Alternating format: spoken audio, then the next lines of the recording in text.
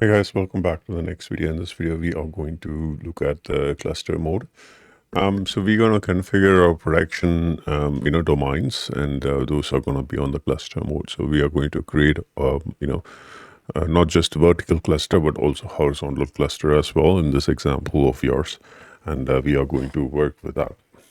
So to begin with, we will start with this architecture of what components we'll be covering as part of this training. There's a lot of chapters which is going to come through, and each chapter is going to explain each components here, which is consisting of this diagram. Now, in this diagram, we are seeing the wholesome view of things. Maybe we'll not be working on everything at once.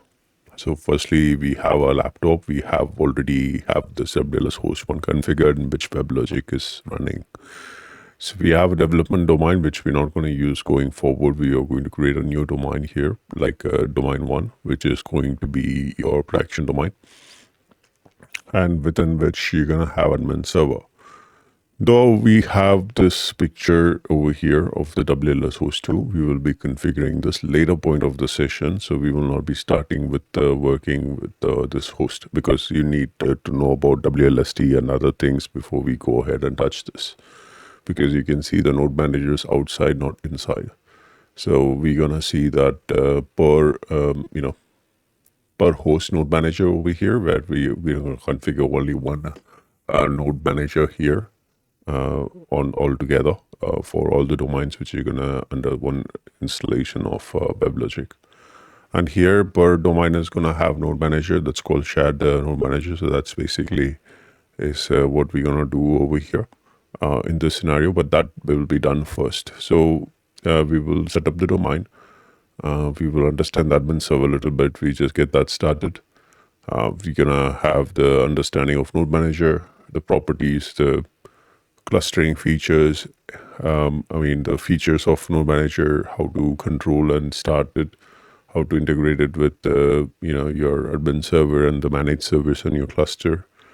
And then we are going to understand about your managed servers. What is managed servers? What is MSI mode? All those concepts about managed server, which is existing, is there. So we're going to learn about all those concepts.